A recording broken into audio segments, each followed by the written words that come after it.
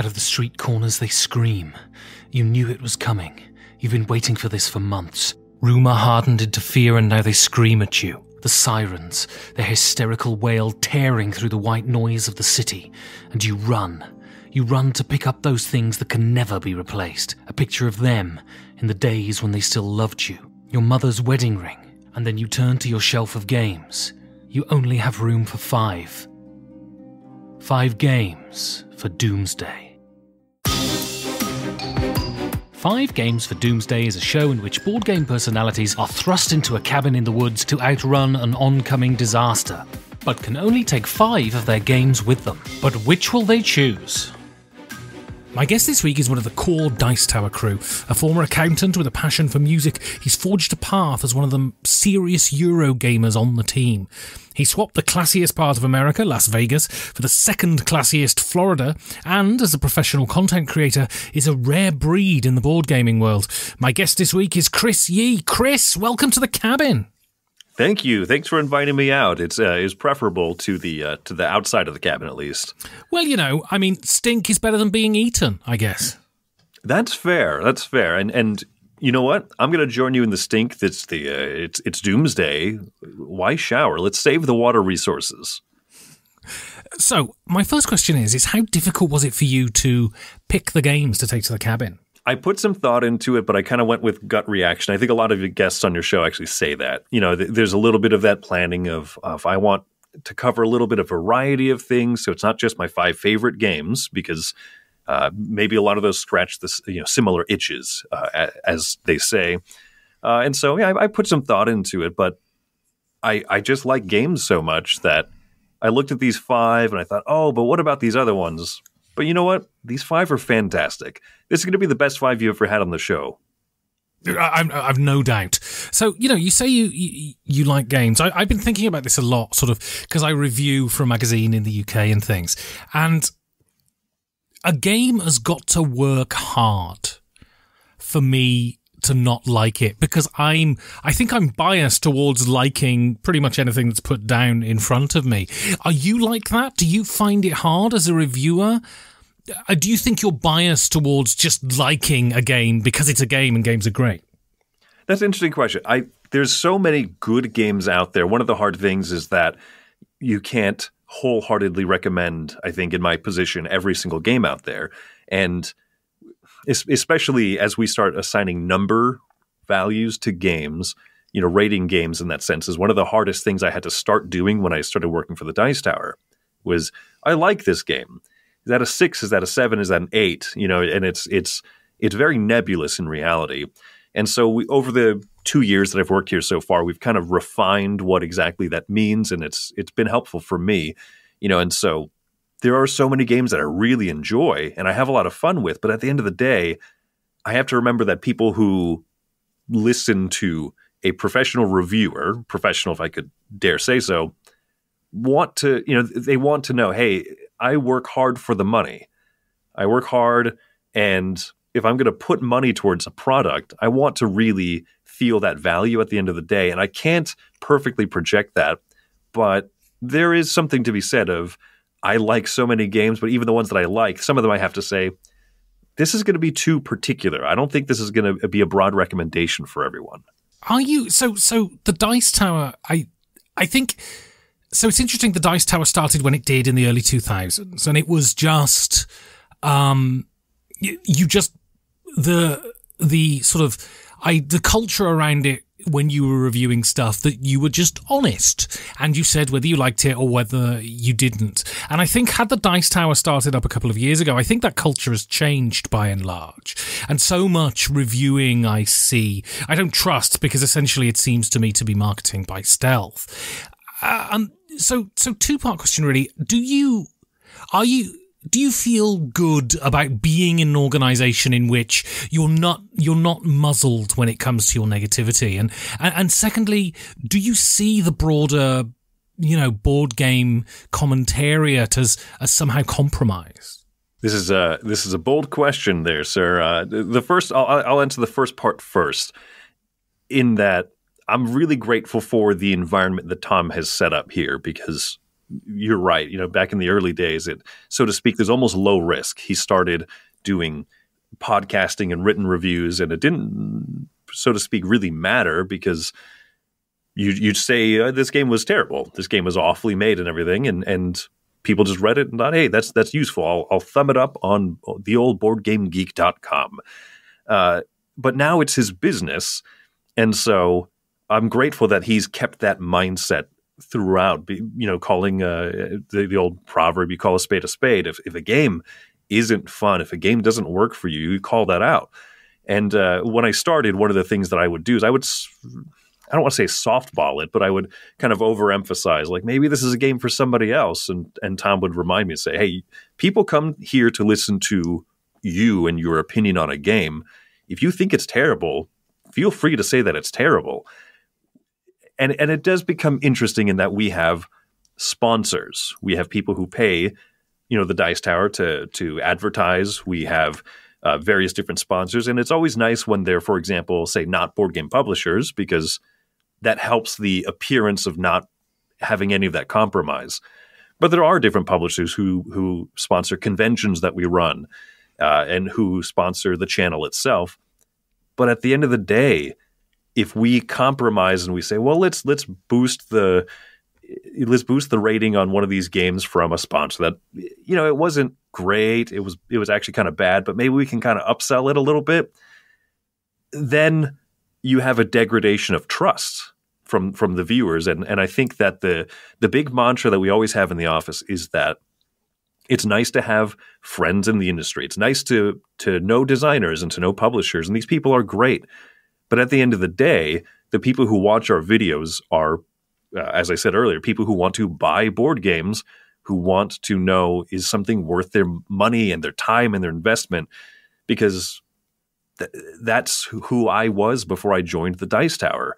And so I watched their stuff because I wanted to know if when I worked my boring 9-to-5 job, was it worth spending that money? And then also my few hours of free time each week buying this game and investing time into it.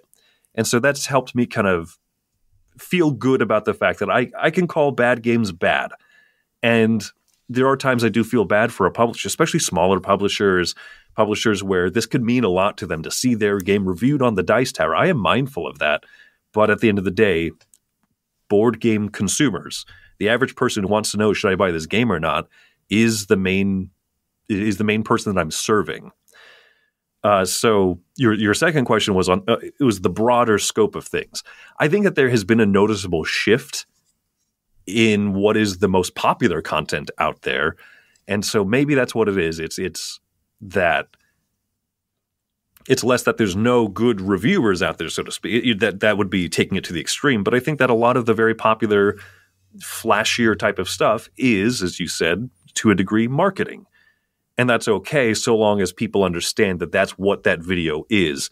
This is a person who, makes their money from publishers saying, hey, can you make my game look marketable and look good? And there is clearly a market for that in viewership because those are very popular videos. And they're fun. They're good to get a feel of how a game might be. And you just have to know at the same time, okay, as I watch this, I need to dial the excitement back about 3 notches. And that's about where I'm probably going to feel about this product. So let's go back to the beginning then. So you grew up in Vegas. How was it to grow up there? Oh, I loved it. I was born 1988. And so I grew up as a child in the Las Vegas 90s family-friendly era. This was the what happens in Las Vegas stays in Las Vegas, an advertising slogan that I hate. Because it basically comes down to, hey, come to our city and do the worst. So that advertising slogan, Las Vegas was building up casinos like the Excalibur, a medieval castle that had a huge midway arcade area, the Luxor with the Egyptian theme. It was becoming almost a bit of a novelty kind of a place. We had an amusement park. We had a few amusement parks in town, one of which was at the MGM Grand, MGM the movie company. And so they had like a Wizard of Oz playground area that you could go to, an amusement park where you would see the different characters from the films. They had a Three Stooges live show a stage show of the Three Stooges that I would watch as a kid, and I loved it. I had no idea that pretty much all of the Stooges were dead by the 70s. I thought that they were real. And so it was a fun era to grow up in Las Vegas. No major sports teams, nothing that we have now. And it was less focus on the ritzy and the classy. It was kind of a hokey town, and I really enjoyed it. As a city in general, it's got its weaknesses. It's got, especially as it's grown a lot, it's become busier. It's become more traffic. It's more of a big city. But I think at the time that I grew up there, I really loved it because of how kind of quaint and strange and out of the ordinary it is. So when most teenagers are going through the phase of, smoking cigarettes and starting to drink alcohol and things, you joined the Mormon Church. Why? Well, as most teenagers do, they say, I would like more restrictions in my life, please. No, I went through a time where I was looking for faith. I've always kind of grown up in a household that there is belief, there is faith, but there was never going to church or anything. And I would, as I think a lot of people, when they are in danger or in trouble or have something going on, they turn kind of prayerful, whether through overt prayer or whether through sorts of prayer, pacing through stuff in their mind or whatever it was. And so I would pray a lot when I was in trouble or when things were going bad or when I was worried about something. And I realized, well, if I do believe in some sort of deity out there and I only talk with him when things are bad, then I'm a pretty crappy person. So I decided that I wanted to try to grow that aspect, that little innate feeling inside of me. And so I tried going to a few different churches. I tried reading the Bible, which was a snore, by the way, for a 15, 16-year-old boy trying it out for the first It's got time. its good bits, though. It's got its good bits. I'll tell you that Matthew 1, chapter 1, the verse 1, the starting of the New Testament, begins with the word begat a lot. Yeah. Yeah. Hosea begat, Jedediah, and Jedediah begat this person. As someone who didn't know what the word begat meant, it was the worst possible place to start. So ultimately, I just kind of found people that I found to be good people that were members of the Church of Jesus Christ of Latter-day Saints, or the Mormon Church as they're colloquially known, and just started to appreciate that good, positive influence that they were having, and I found myself going there and really enjoying it and appreciating the feelings that I got from going there, and it just kind of grew from there. So it feels like with the march of technology, with greater globalization, religion is having less of an impact on society, and also belief is waning. And many people look at the Mormon Church from the outside and see the sheer implausibility of the story that it tells. How do you keep your faith in this particular tranche of Christianity? You have your times where you struggle, and that's I think ultimately what it comes down to. In that, there's times where you sit there and you wonder, and I think that all religions in general have their odd bits of history, and they're bits of history that you can be a believer in, but very much blatantly disagree with how there's a difference between the core of what your faith consists of versus the traditions that have grown around it. I am one of those people that I would hate to live in Utah. It is always a backup in my mind. If you're a member of the church, you have to plan that one day you might accidentally live on Utah for some reason. And and I would greatly hate it, I think, because there's a little bit of a culture, there's a little bit of traditions that aren't actual core precepts of the faith that have kind of grown into this whole idea. The whole, if you're a good Mormon boy, you don't drink caffeine is a very simple, easy example of one of those traditions that got carried out to a weird degree. And you say, well, that's not really based in anything. And yet thousands of families out there believe that. If you walk around carrying a Coke or a Dr. Pepper, you're viewed as kind of an outcast. In fact, I wear a Dr. Pepper shirt often around to places because I want to be just a little bit of a rebel to kind of point out what really matters here. And that's kind of how I keep my faith, is I know that there's weaknesses. I know that there's issues in the past, but those don't define, I think, the good and the core of what I believe in. But you have to wrestle with issues. You have to wrestle with the history of bad people who have been, in important roles throughout the history of the church, of any church, I think. Religion is very malleable as a thing. It changes a lot more than people assume, but it does tend to change slower than the rest of society. And I mean, as an outsider, as a non-believer in anything, I see aspects of Mormon faith problematic regarding its attitudes towards, people of certain sexualities and that sort of thing. I mean, how is a believer in a faith that is intense like the Church of the Latter-day Saints? How do you reconcile the ever evolving mores of society with your faith? I think change is slow. You're right about that. But change does come. When I look at statements made from some of the church leaders back in the 1970s about, say, for example, the deplorable state of those who play with face cards. You asked about growing up in Las Vegas, and that's one of those funny dichotomies to me of people at one point said, if you own a deck of playing cards in your house, then you are welcoming the influence of Satan in your life. And I think that as time has gone by, people realize that, pinochle is okay, actually. So I think that there is a slow but positive change in regards to understanding that the way that we view people of certain sexualities or orientations or identities is harmful, and that is not the Christ-like attitude that he would want us to have.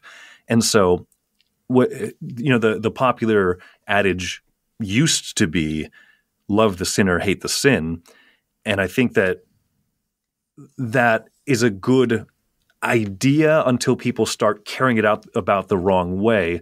And so really what we have to be taught more is the idea of just love people.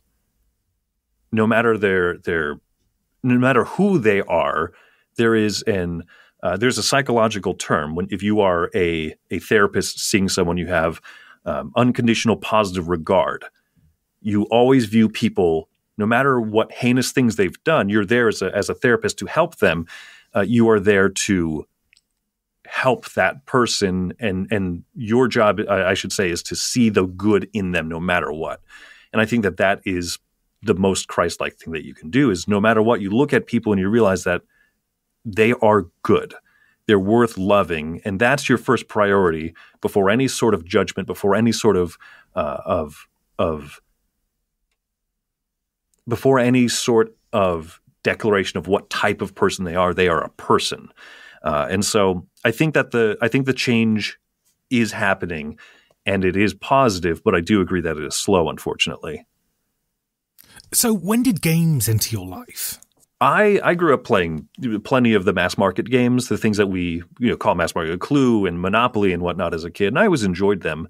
I had a copy of 13 Dead End Drive, which was possibly my favorite game as a kid, being able to drop a chandelier or flick someone down the stairs. Not that I'm a very murderous person, but the video games would influence me for the worse later.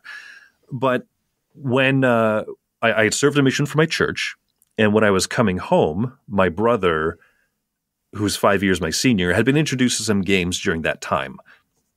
He'd been introduced to Settlers of Catan and Munchkin and Dominion. So when I got home from my mission, that was a nice, fun time to kind of recreate myself as a person. You want to talk about a demanding time in life, having served 2 years for a church and not listening to all the same music that I listened to back home and doing a very focused work, a very focused thing for 2 years straight, which I thoroughly enjoyed, by the way. It was very meaningful and had a lot of positive impact in my life. But then to come home and to be introduced to some of these games that my brother had learned over this time, it was a great time in my life to kind of find a new passion. And so I really got hooked on, particularly Dominion stuck out to me. The Munchkin never did, and Settlers of Catan is good, but it was that first game of Dominion that kind of blew the doors open for me in realizing I really like this. And so Wendy, your wife, also appears with you on the Dice Tower. Did your love of games evolve simultaneously? Yeah, conveniently, as I mentioned, I got home from my mission, and we began to date each other. Our courtship, was simultaneous to being introduced to a lot of these games. And so as she and I were getting very serious, as we were affianced, we started playing Dominion and stuff together with my family and everything. So just it worked out really well that we both got into gaming more seriously, because she grew up playing plenty of games as well. In fact, she grew up playing an LDS Church a Mayfair Games sanctioned retheming of Settlers of Catan called Settlers of Zarahemla. Wow. Do you have a copy of this? No, unfortunately not. It's one of those dumb things that I would like to hunt down. And just for the listeners and for me, what is Zarahemla? Zarahemla is a city in the Book of Mormon. It was at one point a very big, important capital city. So it's Settlers of Catan with one extra mechanism in that you can always donate, I think it's 2 stone, to the construction of the temple in the middle of the board. So your first game then is a classic, and for it to be a foundational game for someone is not surprising. And this is Dominion. What was it about this game that grabbed you? As I mentioned, it was one of the first 3, kind of more modern hobby games. And you figure at this time, actually, it was very modern. There was Dominion, and maybe 2 of its expansions were released at this time when I was back from my mission and when it was first introduced to me. And my brother sold it to me in the way that, hey, you're going to play this. It's really fun. It's like playing a game like Magic the Gathering or something, but you're building the deck throughout the course of the game. And I thought that was really brilliant. And of course, the best hook of all is that at the end of that first game of playing it, he says, okay, now we're going to wipe these 10 stacks of cards and put out 10 new ones. And I thought, no way, games don't do that.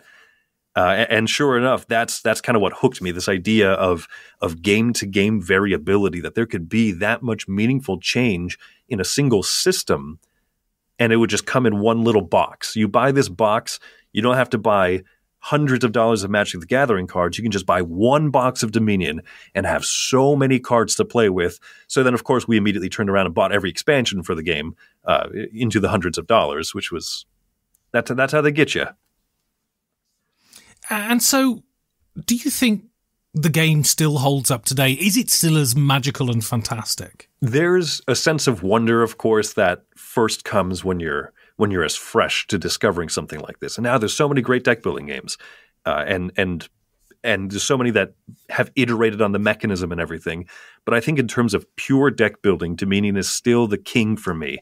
It does that idea of game to game variability the best out of almost any game that I've played. It is one of the most replayable because it's always going to change. They're still coming out with new expansions. We have here in the office the Dominion Plunder expansion, which has one of the worst covers, but it's exciting that there's still good new stuff coming out. All these second editions of the expansions, and they're even better than the first editions. There is some magic to Dominion that still hasn't been superseded to me by any other deck building game. So when we were planning this interview, you sent over a fairly extensive bio, and you talked about an event that happened to you and Wendy about 18 months into your marriage, and you also said that Dominion helped you to cope with that. So for the listeners, you lost a child. Firstly, how does something as inconceivable as that affect you? And secondly, how does something as humble as a board game help you get through something that is so earth-shattering? Yeah, so we were, newlyweds, and we're still, we're still fairly early in our marriage. You figure our son was born. Our son, Bruce Wayne Yee, was born, about 18 months into our marriage. So, it was a quick decision that we wanted kids, we wanted a family, and when he was born, he had a lot of complications. The doctor there was very straightforward with us that he was going to have a short and a painful life, and so he couldn't eat on his own. He needed a lot of assistance with just breathing, keeping his airways clean and open, and so for the 6 months of his life, we were 24 hours a day on. Wendy and I would take shifts sleeping. We slept for about 4 hours each. And I tried to continue working, and I was going to school at the time, getting my degree in accounting. And it was, it was as heartbreaking and daunting as one would expect it to be. And I think that this is one of those areas where faith does keep you through. I think everybody has to have faith in something, whether it's religion or whether it's something, whatever it is that keeps them going past what normally would sound like insurmountable difficulties. And so one of the most touching parts of this was how my family, we got together and played games all the time, and throughout Wendy's pregnancy, that was the fun thing that we loved doing. And so when we had our son in the ER for the first several weeks, and we couldn't even have him at home with us, and there was none of that connection. We had to go home at the end of each night and just cry and just say, our son's still in the hospital. I want to try and get what little sleep I can and go back and spend time with him. But the ER had a restriction of only 2 people at a time could be there visiting him. And my whole family wanted to be there to support. Wendy's family wanted to be there and support us. And so we spent a lot of time in a hospital waiting room. And we just decided one day to bring our copy of Dominion because only a few people could be in there at a time anyway. And there were 8, 9, 10 of us at a given point. And so we would pass the time by playing Dominion together. And it was just something that still brought us laughter and still brought us hope and really bonded our families together, Wendy's family and my family. And we just had something to be hopeful for, something to have faith in, that this was worth the struggle of going through. And so I'll always have a very, very soft spot in my heart for Dominion, because when you're going through something like that, you need something to get you through the quiet and those silent times where your mind goes into a very dark place. So I want to talk now about your life. Let's call it BDT, Before the Dice Tower. And so you originally wanted to be a music teacher. What draws you to music? I've always loved music. I remember first listening to Metallica's Master of Puppets and just thinking, kind of like how Dominion did for me, like, wow, board games can do this. Feeling like, wow, music can do this. This is so different from the stuff that I hear on the radio day in and day out. And just these 8-minute long epics of just heavy metal attitude, dark and interesting lyrics, long sections of instrumental breaks and guitar solos. It was just such a great first introduction to this cool world of heavy metal. But I listened to whatever other crap people were listening to in the 90s. But that was kind of the moment where I thought, I love this. And so as you explore more and deeper and you see there's a whole great world, I think that music is transportive. I think music, kind of like how Dominion did for us, gets people through so many dark times in their life. It's something that you fall back into when you need that help getting through things. I love listening to all sorts of music, ska punk and heavy metal and church choir music and old Americana and whatnot. Whatever it is that there's, people have always poured out their emotions into music of some sort. And so you briefly studied classical music. One of the YouTube wormholes I fall down is music theory videos, and I watch them, and it still remains as opaque today after 100 hours of YouTube videos as it did the first day I clicked on a video. I mean, how opaque is music theory? That's a great question, because in theory it all makes sense, of course, right? But at the end of the day, as I said, music is such an expressive art form that are you a musician yourself, Ben, if I may ask? I'm a singer, and I play terrible guitar. Okay.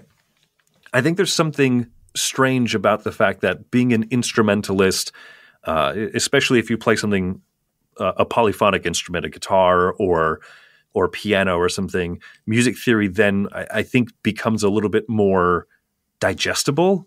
And maybe I'm speaking out of turn, right? But something about the idea of learning how accompaniment works and learning that idea of multiple voicings at the same time.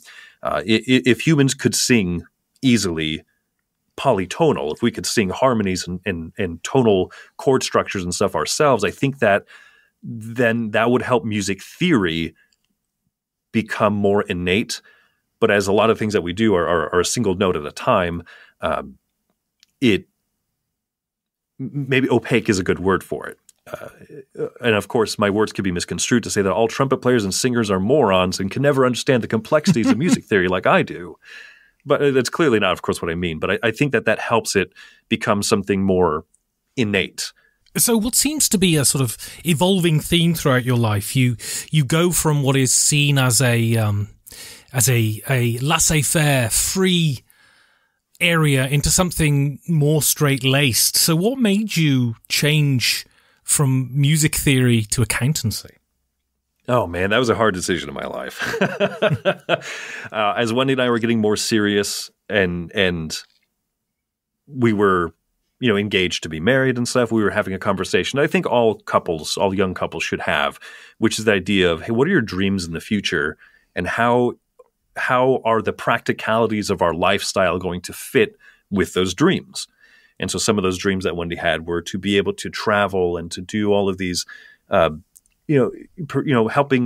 other people in different places and seeing different parts of the world that we don't normally see and whatnot. And I thought, I don't know if I could give that to her on a guitar teacher's salary as, someone who's part of the Clark County Public School District system in Las Vegas.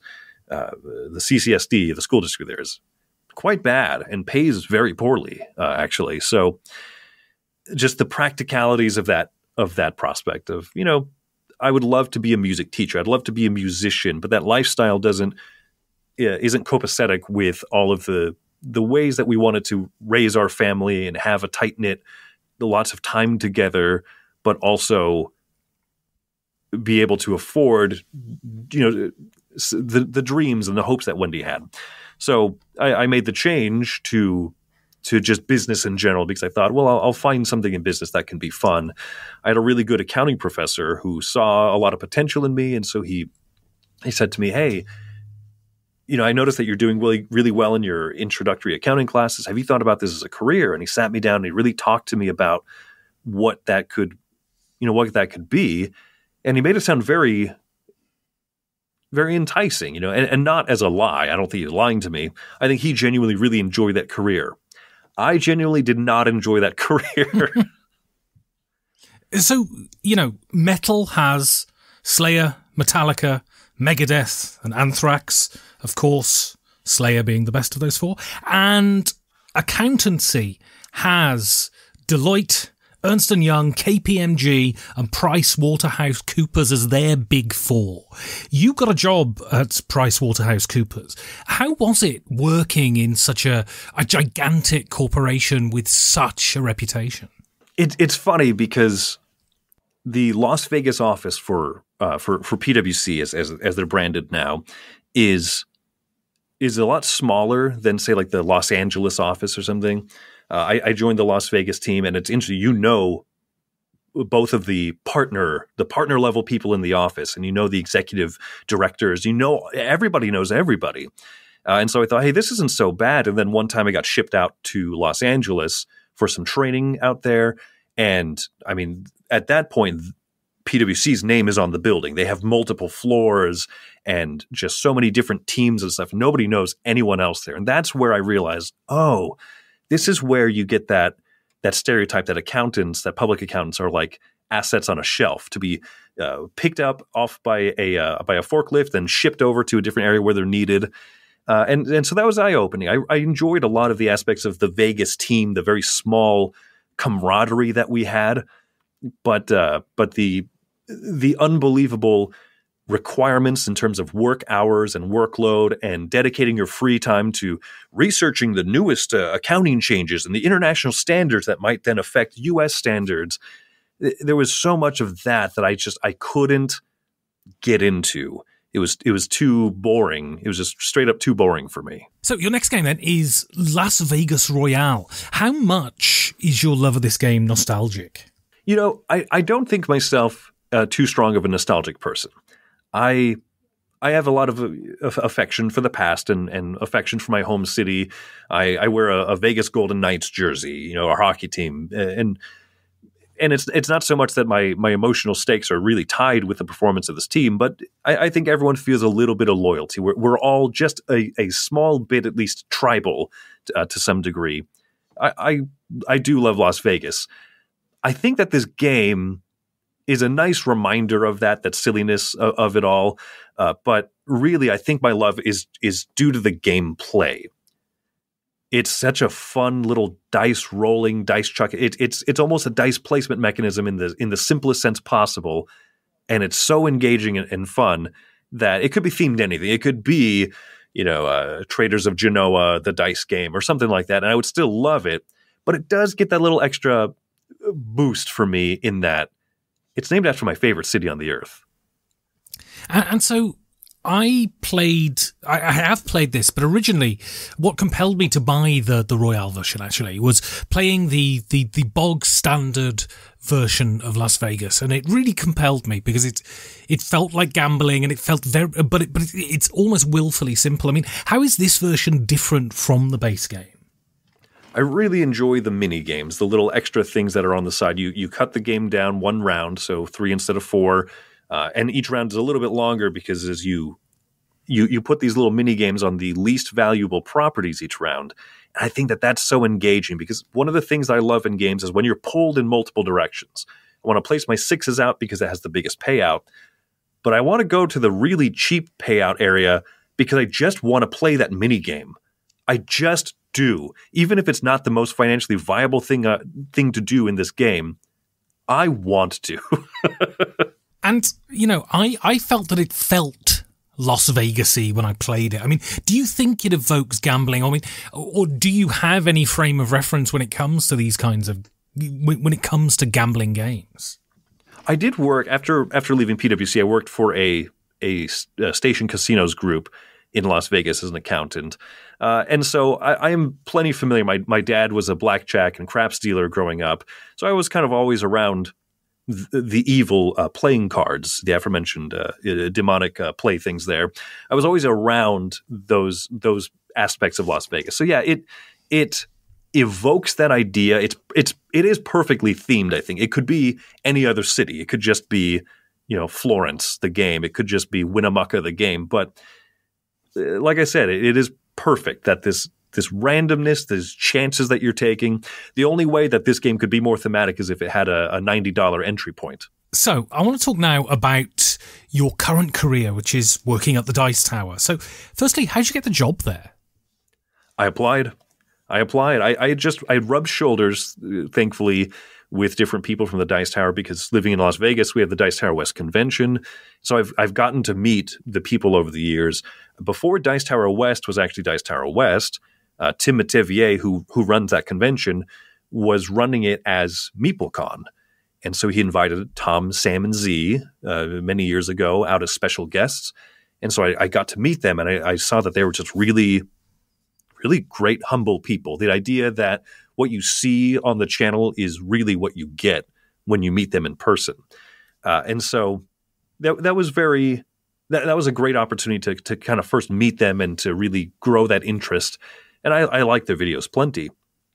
And so as I gotten to meet other people, Mike and Roy, who work for the channel, I was Facebook friends with Roy, and he shared the public post from a little over 2 years ago that said, "Hey, we're looking for a new video editor, video producer. Here's the requirements that you have to have."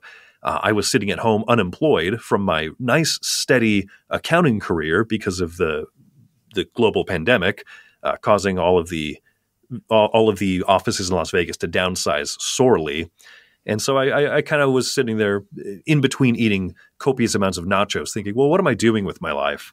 And why am I trying so hard to get another accounting job when I hate this career field?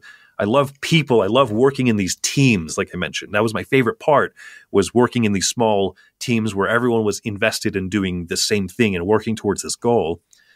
And then I saw this job posting. And I thought, well, that would be a dream career. Too bad I can't apply for it because... And then I couldn't think of a reason. My daughter wasn't in school yet. She wasn't involved in programs yet. We're actively involved in our church, but you can always move anywhere and you find the church. I didn't have a career tying me down. We didn't really have that much stuff to keep us in Vegas at that time, which I'd always felt that way at any other point in my life. Well, when would I move? Why would I move? And then this came up, and we approached it very prayerfully. We approached it with that thought of, can we really do this? Can we financially viably do this? It'll be a pay cut from my previous career, but should we really pursue it? And we'd always felt at peace about that decision to just apply and try it out. And so you've spoken about your affection for Vegas. How much was it a wrench to move from the west of America to the east of America into the swamps of Florida? It was hard to say goodbye to family, but it's also at some point everybody spreads their wings and does some big, bold adventure. And Wendy and I were actually kind of hankering to do something bolder. All those dreams, hopes and dreams I told you about earlier, why I left my idealized career of music educator. We had done none of those things. And it just, the busy seasons of accounting and everything kept us so bogged down that we never ended up doing any of those big adventures that we were hoping to do. And this opportunity came up, and we said, let's do it. And so it was an unpleasant journey to drive across the length of the United States. It's a large country, and you can spend an entire day, a literal entire day, just driving across the state of Texas alone, which we did. And finally getting here, though, it was so funny to just see how green everything was, to see how just different of a world. When you visit a place, it's fun to see what's different and what feels different. But then to actually know, like, this is my home. It was a new experience. I'd never moved away from Vegas at all like that before. And so it was exciting, despite the difficulties and the emotional little toil, but well worth it. So can you take us through a glamorous day of what it's like to be Chris Yee at the Dice Tower?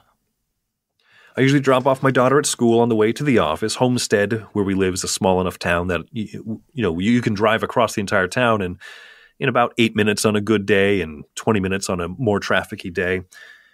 I usually get into the office around 8, fire up the computer. Tom will come out and start talking about some TV show he's been watching for a little while, realize that he's distracting us for a bit, and then go back to work and film some things in the morning. We get a lot of the videos to process and to edit.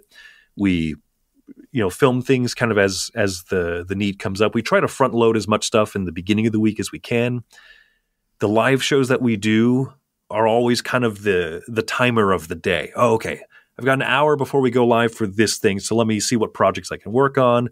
And then you kind of change gears. You're either running something or being in it. It's a good work environment. The team, we sit around in a lot of what businesses call like a bullpen area, an open office kind of seating thing where we line the walls of this house that is our studio with desks, and we all kind of work there. We can turn around and chat with each other and go off on these non sequiturs and crack jokes and stuff, and then come back, put our headphones on, and start chopping through videos again.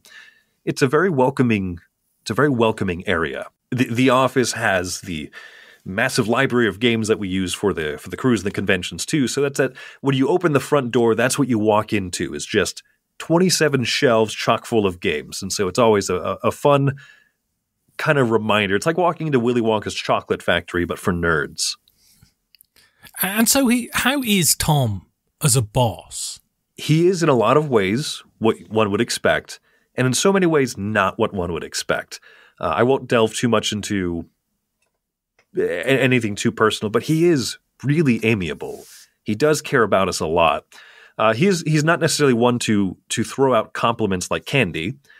So when you do get a compliment, it does mean a lot. It does carry you through a lot. But he's very easygoing, and I've really appreciated that. As when I first came here, I had to break this habit of trying to file for a vacation day 6 months ahead of time. Hey Tom, what are the blackout dates for taking time off to visit family? And he just looked at me like I was a maniac and said, just let me know at least a week ahead of time, maybe, or a few days. So it is far from the corporate lifestyle as possible, and it is he's a very good boss. I say that in sincerity.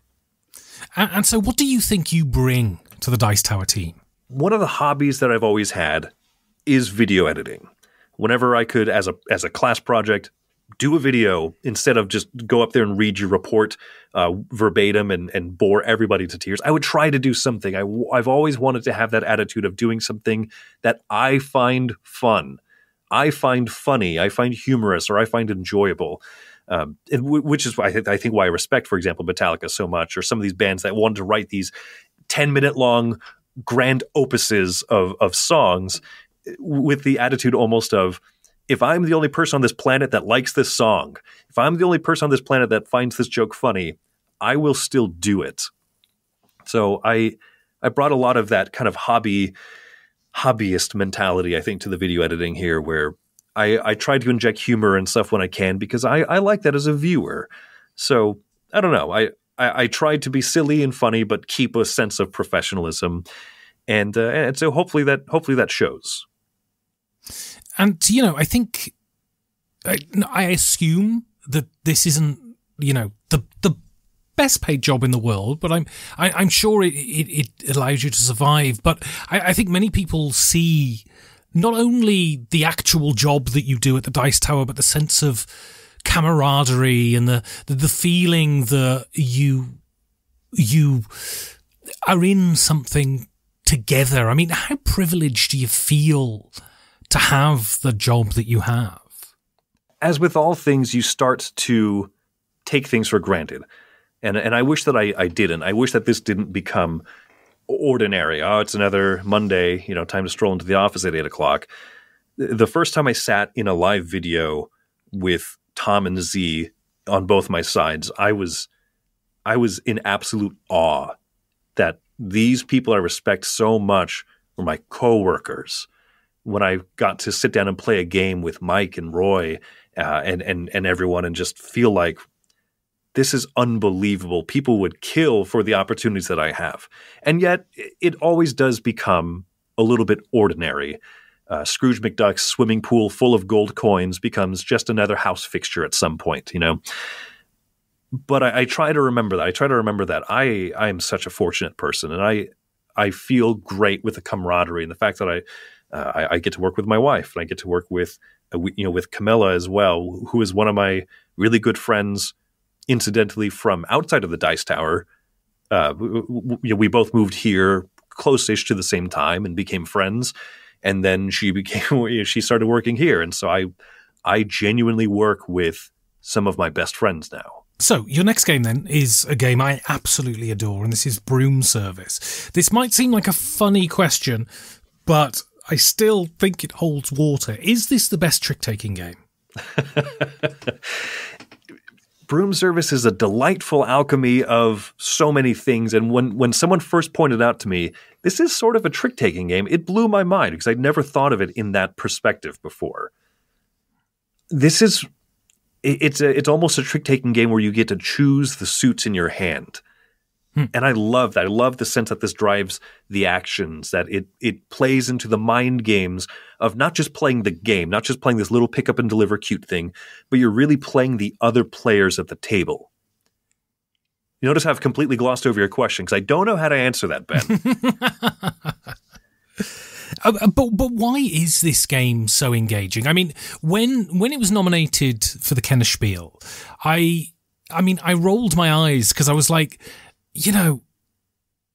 a game about witches delivering potions. I'm a grown adult. I mean, I'm not a mature adult, but I'm a grown adult. I mean, why should I want to play this? And then I played it and I was just like, this is amazing. I mean, why is it amazing? I think that card system just hasn't really been done anywhere else to the idea of melding trick-taking, leading, and following with this mind game of trying to race to towers. People like races. People love, running towards something first, and they love discovering the different chunks on the map. It just, I think it has so many buttons that release little bits of dopamine, and then of those same buttons that also cause you to stand up in anger and say, "How could you have the green collector? How could you have the herb gatherer? Why would you do that? It doesn't make any sense." And yet you took the brave action from me. But there's something about that. The people refer to the magic circle of the game table, where you can be angry at someone and you can call them ridiculous and stuff. And then as soon as you step away from the game, it's a fun memory, but you're not actually harboring resentment. I think this game emphasizes that in a way that few other games do for me. And you're one of the few people at the Dice Tower who really engages with heavier Euro games. I mean, do you prefer Pfister's heavier games or his lighter ones like this?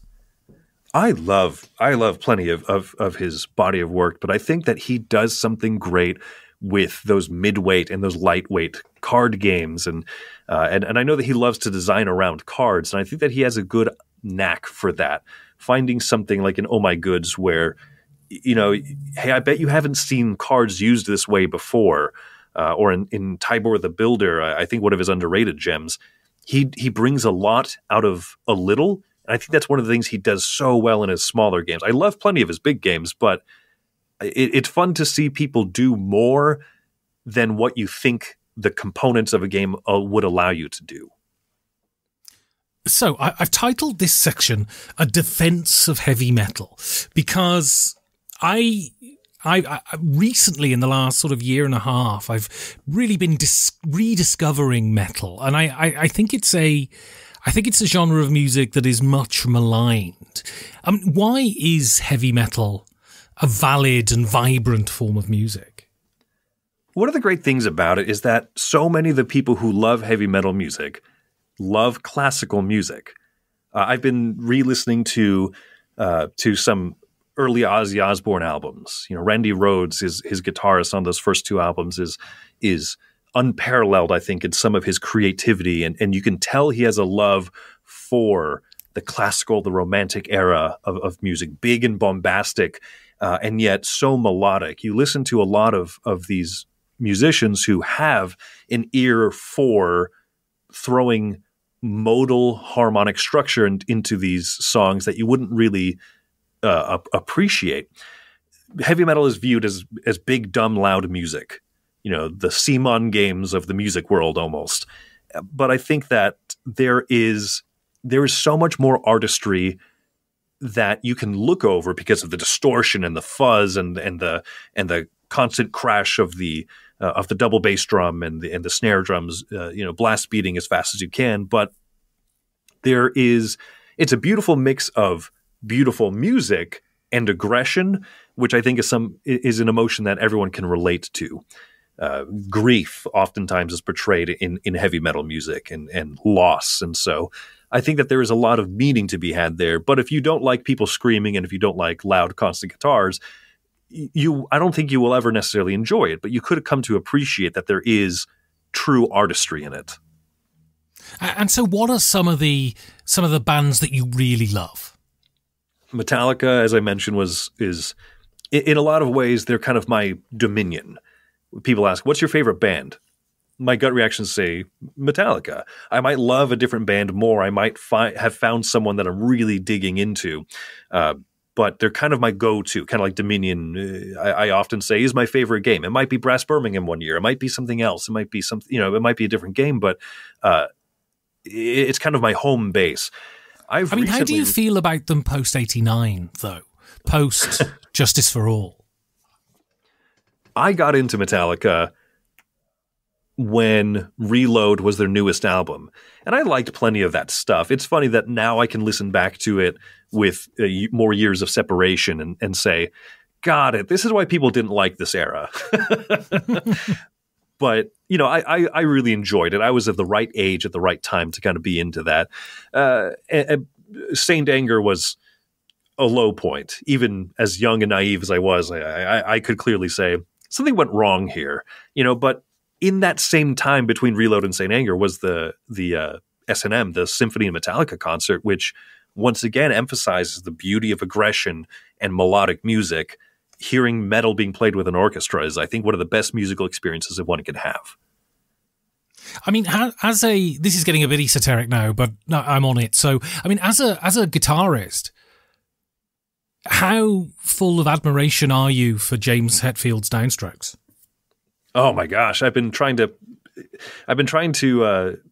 a new guitar amp a few weeks ago, and it does a good job of recreating a lot of different band sounds. So I've been trying to play the intro to Master of Puppets again after years of not doing it, because when I was 16, I wanted to be the next guitarist for Metallica, but both of those idiots decided to still be in the band now. So you should have gone for being the drummer. You probably could have done that after a week's practice.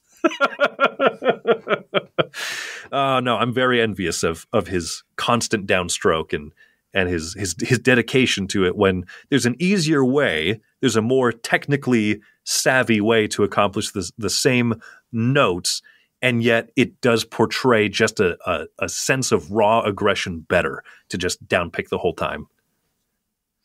And so, I grew up, I'm a little older than you, so I grew up with the West Memphis 3, with the Satanic Panic, and this idea that the metal especially was under siege from the religious right in America. Have there ever been any conflicts in your community or indeed your own conscience when listening to metal?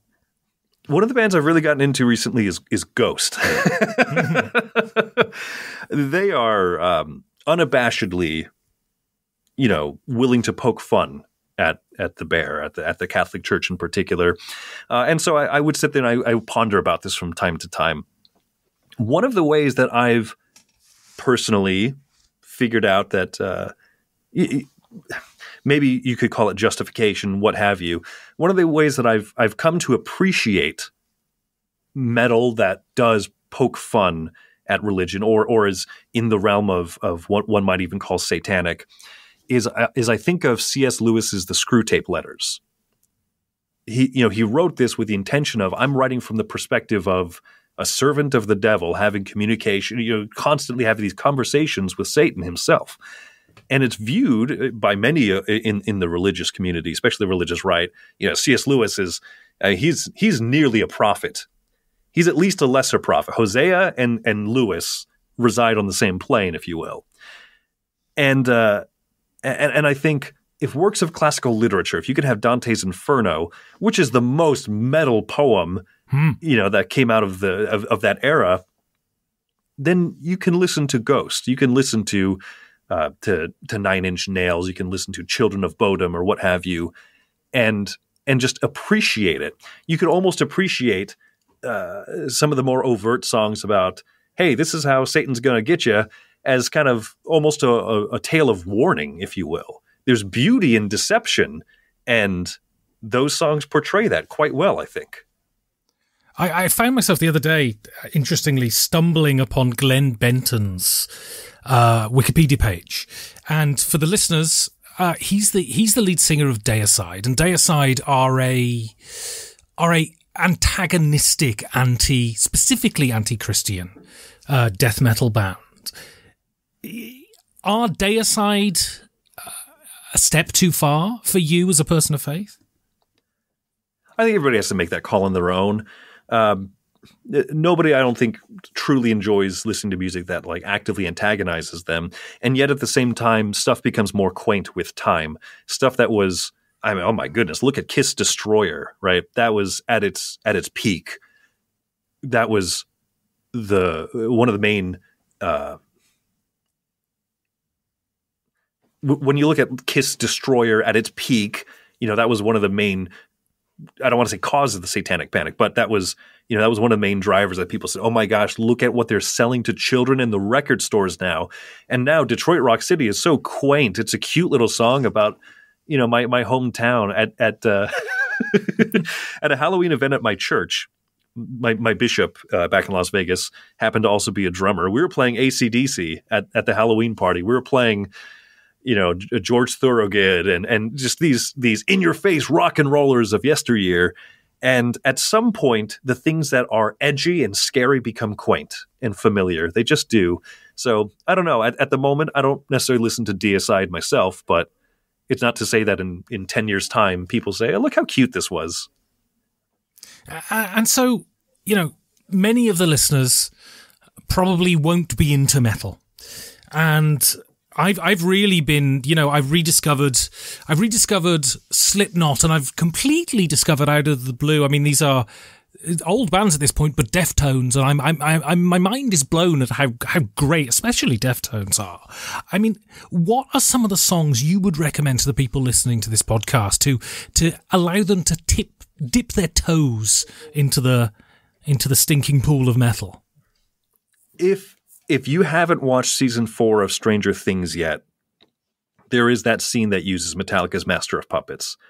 And spoiler alert, I apologize. But if you are someone who doesn't love heavy metal, to just sit down and throw on a record, as I think many people nowadays don't just sit down and listen to music as they used to.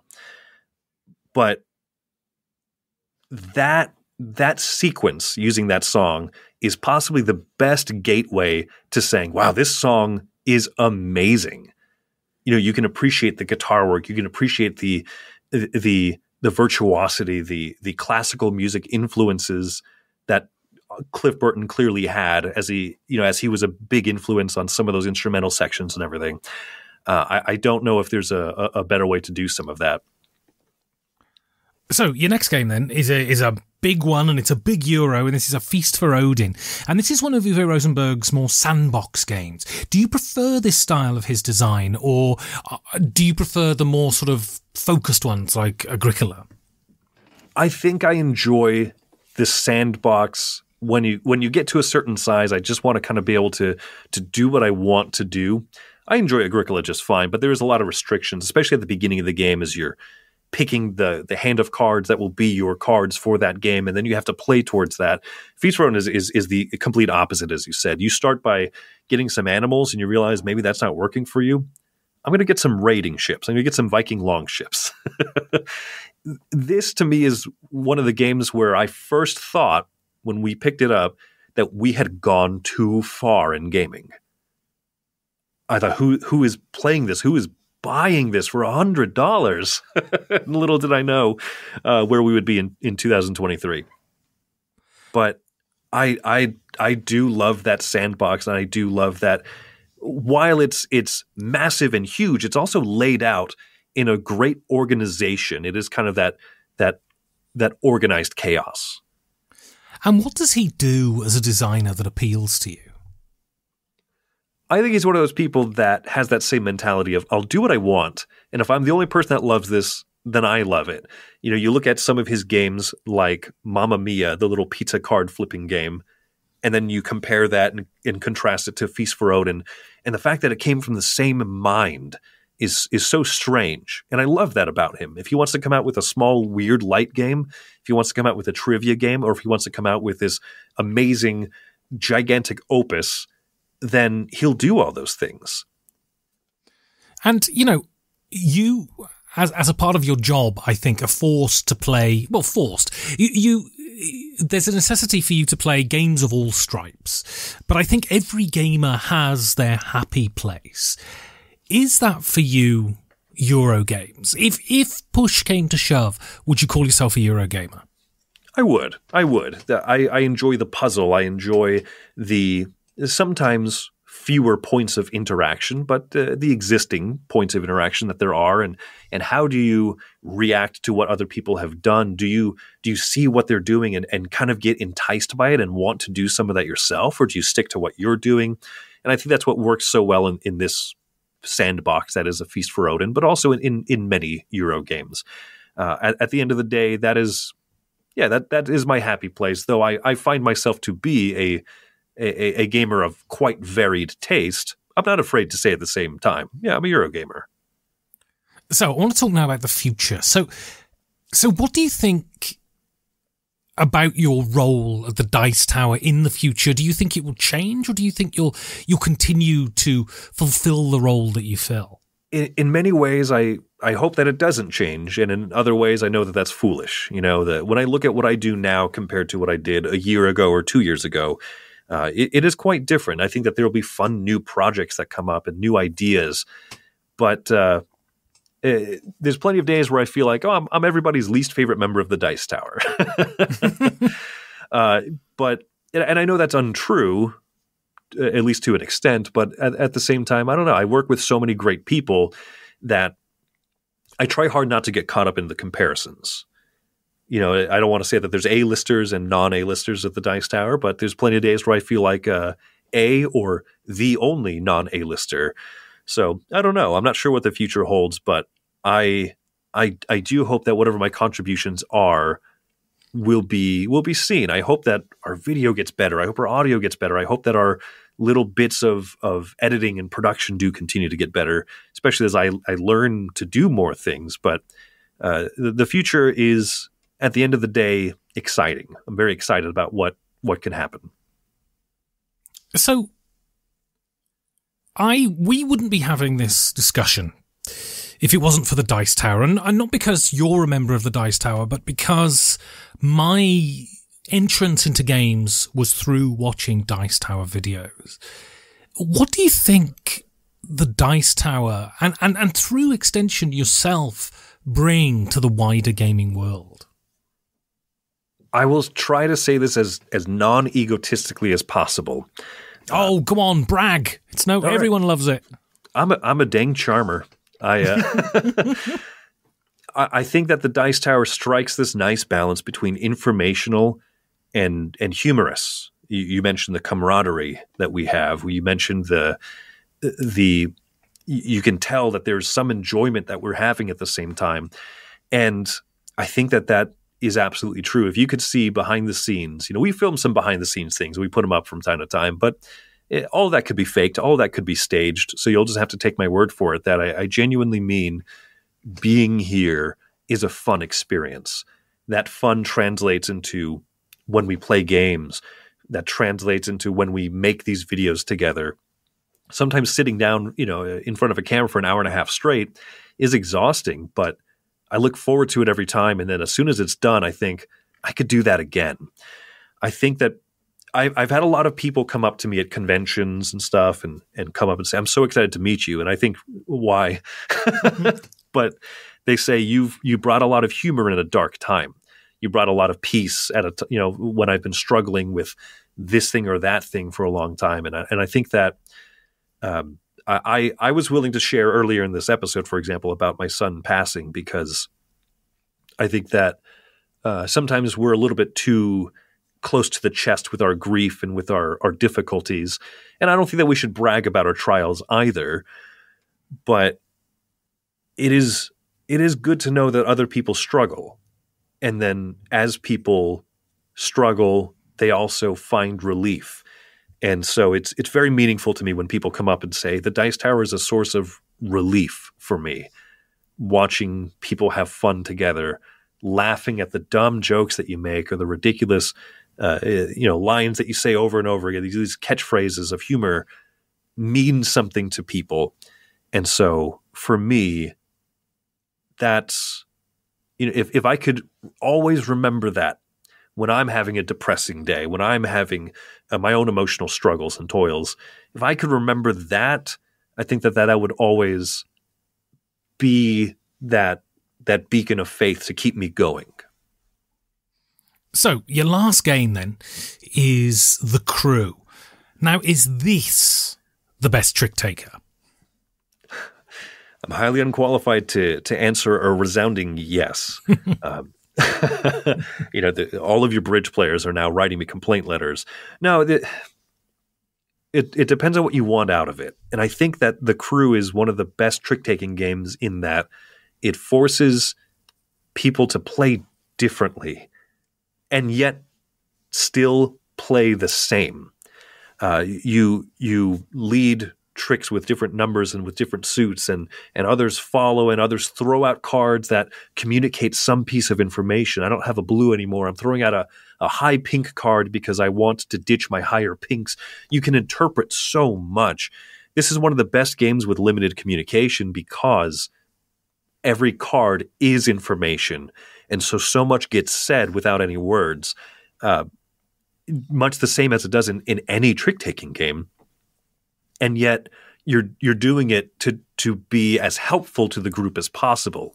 I really love the fact that it's cooperative. It is one of the campaigns that I most happily played through all 50 chapters of and said, all right, well, where's more? Give me more of this. How odd is it, though, that this is a co-op trick taker? I've read the designer, Thomas Singh, talking about making it, and it was one of those things that kind of came up as, not to say a joke, but they had the idea. They were sitting around some friends playing games, playing some card games, and he said, hey, what about this? And they just tried it, and it immediately clicked. And I think that there's a brilliance to that. When you have an idea that sounds strange, hey, how does this work? And then it does. That's a great idea that somehow no one else came up with. It is strange, and I love that about it. I love that it came up because of just asking that question, what if, and then following through with it. So people always talk about the alpha player issue in co-op games. Do you think the fact that cards are obscured from other players in this to some degree negates that problem? I think as long as that alpha player doesn't break the rules, this game does a good job, of working around that. Because an alpha player can if someone truly has that mentality, they can still sigh, they can roll their eyes, they can do all these things that you're really not allowed to do. But I appreciate when a game can have something so codified in a simple way that says this is how you play. And so therefore, you get around that issue. Everyone has to carry their own weight, which might not work for your game group. But I love that. I love that when I played this with Wendy didn't grow up playing trick-taking games. And so she learned so much about trick-taking games from playing The Crew. And now that's a skill that she's been able to carry to other games. And if I just alpha playered her the whole time and said, oh, no, this is actually what you should be doing, she wouldn't have developed that herself. And I think that's great. So I've got one more question for you then. So you're heading out to the cabin through Florida, and you go around a corner and the back door of the car flies open. 4 of the games fly out down into a swamp and are lost for posterity. Which game do you hope is sitting on the back seat of the car? I know this question is coming, right? And I did not plan an answer for it yet, Ben, because I wanted to really be able to, in the moment, say, this is what I hope. And I'm going to go with Dominion. I don't consider myself too much a nostalgic person, but, just thinking of the history that game has with me, knowing that it's so meaningful, and yet also a game that I still love playing to this day, I would hope that that's the one that's still there. My wooden art box chest of Dominion. Excellent. So if people want to get hold of you, how would they go about doing that? The easiest way is to reach out at chris@dicetower.com. You can also find me. I have a public Facebook page, and I'm very, very seldom on Twitter. In fact, the most I've used Twitter recently was to talk with you, Ben. So, but I'm out there. If you find me, feel free to connect. And I don't usually do this, but I'm going to release this during the Dice Tower Kickstarter. And because I've got a very soft spot for the Dice Tower and I work for them sometimes, tell us all about the Dice Tower Kickstarter. Absolutely. This is we do this annually. We try to drive at, the beginning of each year. If you love the videos, if you love what we do, then please feel free to support us. We give out we give out promo cards, and we give out different plushies and cool little knickknacks and doodads. But one of the things that we did this year was we put up a $60 pledge where you get nothing. It's the best tomfoolery and snake oil that we've ever come up with. But the idea of it really is that if you like what we do and you have a Netflix subscription or a Disney Plus or HBO Supermax or whatever it is at this point, if you love those things, you pay your monthly subscription. If you want to support the Dice Tower channel and help us continue to do what we do, then consider that pledge, $5 a month subscription, basically. But if you also want some rewards, there's absolutely nothing wrong with it. We'd love to send you the plush toy or the promo cards or the puzzle or whatever else that we've worked hard to make, because this is the biggest single source of funding we get throughout the year. It's allowed myself to come on as another full-time employee, and Wendy and Camilla and these new team members who I think really add a lot of dynamism to the team and add a lot of fun to the team. So as while we still could survive, obviously, if we don't make enormous amounts of money off of this, it definitely does ease a lot of the stress, but it also allows great improvement and growth. So I would absolutely ask, if you are interested, if you love the Dice Tower, then consider supporting or sharing or putting out the good word. Excellent. Well, Chris Yee, thank you very much. Ben Maddox, pleased. Thank you so much. You can support the show in many ways. You can tell your friends, you can talk about it on social media, you can talk about it in your own blog, podcast or video, or you can support it directly by going to patreon.com/5G4D for a rolling donation, or for a one-off donation, hitting the PayPal link at the bottom of the website, 5gamesfordoomsday.com. It's these donations that keep the show going. Also, if you want to say something nice about the show, or if you want to say something horrible about the show, you can contact me on Twitter at 5gamesfordoomsday, or send me an email at 5gamesfordoomsday@gmail.com. And if I've managed to abscond from the animated cat machines and the people who pronounce pronunciation, I'll see you in 2 weeks for another 5 Games for Doomsday.